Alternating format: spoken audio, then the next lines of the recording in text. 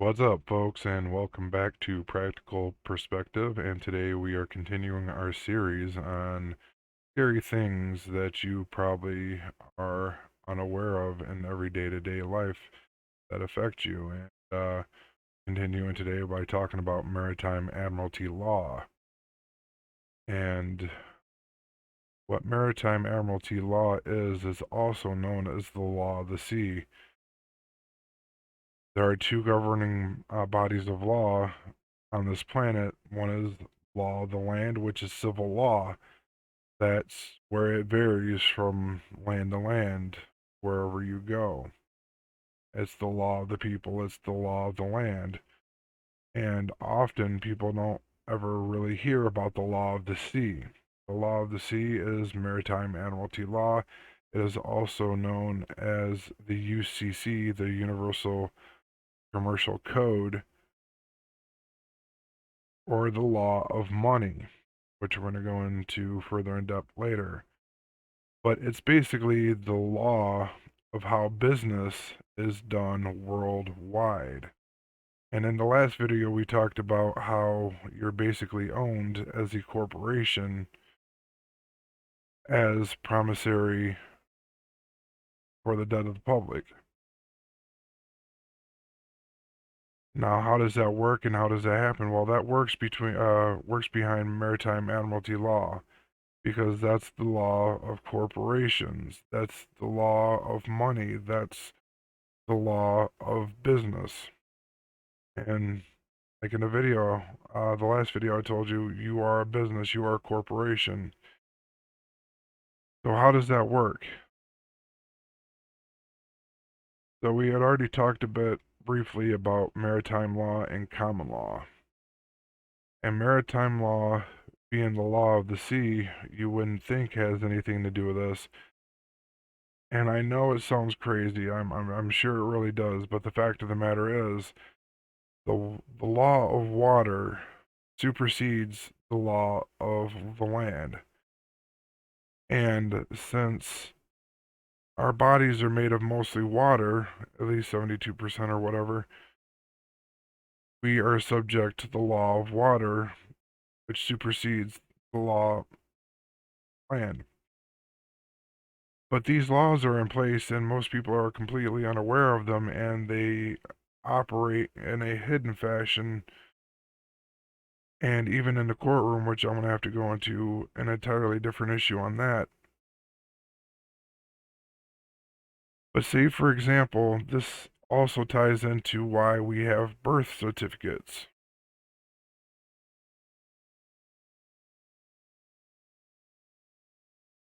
According to maritime admiralty law, no matter where a ship sits, it is called its berth. And also, by maritime admiralty law, no matter what kind of ship it is, it's referred to as she.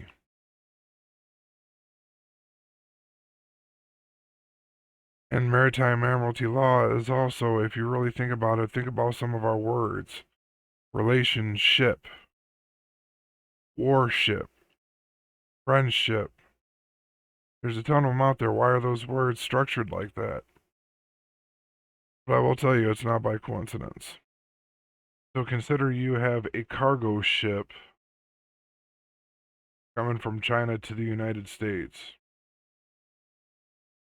Again, by maritime admiralty law, wherever that ship sits, it sits in its berth. So when it pulls into the United States, it docks, notice that term, and it sits in its berth. Any products coming in or leaving the United States, well, more specifically, products coming into the United States, they all have to be logged.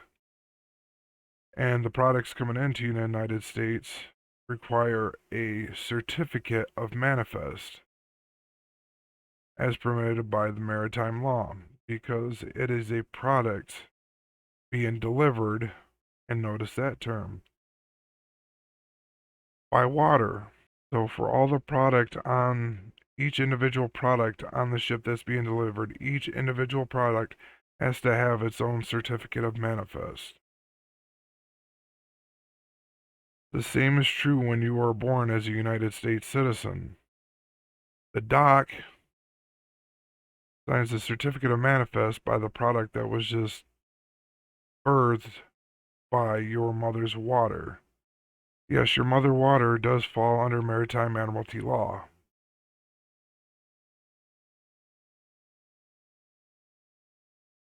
And this certificate of manifest is why you have a birth certificate. You are a product. You're a corporation. In fact, that's why when you die, you're referred to as a corpse. You're a human resource. And of course, if you look at your birth certificate, you'll see a number. It's usually in red and most often starts with the letter S. And this is your number on the New York Stock Exchange, as you're a stock and you're an asset. You can confirm this by actually calling the stock exchange and giving them that number and have them give you the current price for that stock, and it is $6 million. Because again, when you were born, there are 3 times $2 million bonds created in your name. And if you're wondering why that particular number is chosen, it's basically because that's what the people who run us, after they do their little calculations, they figure that's how much the average citizen will make them throughout their lifetimes. And yeah, that's a lot of money, but the average person will make that much money for the establishment on average. Some people won't make anything for them. Some people will make hundreds of millions, if not billions, for them. But on average, they estimate the average person to be worth $6 million on the stock exchange. So you can look that up and you can reference that. We were talking about maritime admiralty law was the law of money. Why is that? Well, there's a lot of direct relationships between the law of water and the law of money. For example, what do you have on each side of a river? You have river banks. And what do the banks do? They direct the flow of the currency. Money goes through your hands like water. Ever heard the term liquid assets? Money, it goes out, it comes in, it goes out, it comes in, it goes out, it comes in, just like water ebbing and flowing. And now, we're actually on the subject of money. We're going to talk for a minute about the national debt. First of all, who do we owe money to and why? Why is the entire world in debt, and to who? Well, it starts by a lot of people assuming that we print our own currency, and we don't. And that's the difference between currency and money. Most people have never held money. At least most people today.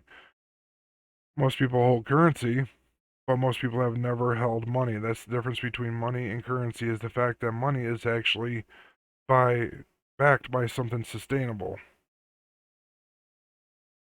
Currency, again, is based off the debt of the public, and that's why if you look at the dollar bill, it says that it is a Federal Reserve note.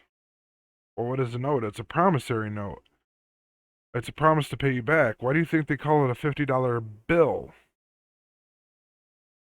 If I provide you a service, you're going to hand me an invoice, which is known as a bill. You're going to give me a bill, or I'm going to give you a bill. And how do you pay me back? I say I charge you $50. Notice that term charge. You now give me a $50 bill. We exchange debt. I owe you and you owe me because I just gave you something that's backed with debt. That's why it's called a $50 bill. An IOU, if you will. That's how that works. Oh, and as far as the national debt, okay, So now we were talking about, well, who do we owe this money to? Because if we printed our own money, then obviously we wouldn't owe anybody. The Federal Reserve prints the money and gives it to its representative as a loan, and as a loan with principal and interest.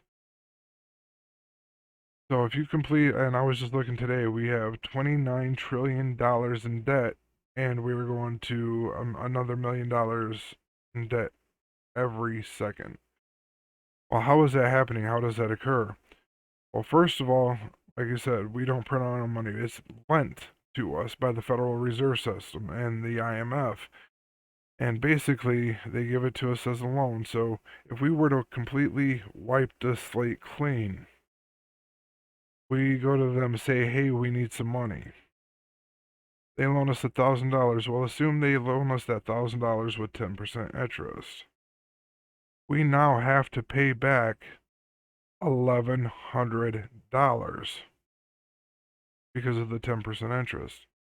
Well, how can we do that? How can we pay them back $1,100 when only $1,000 exists? Therefore, that's at least $100 that we'll never, ever be able to pay back because it don't exist.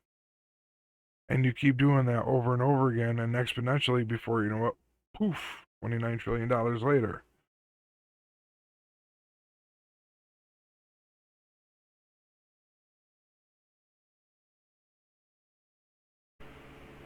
Well, thanks for watching, and if you've enjoyed this material, please like, share, and subscribe. Help me keep this thing going. I'm trying to build and help get this information out there. So, thank you for stopping by. We'll see you next time. Bye-bye.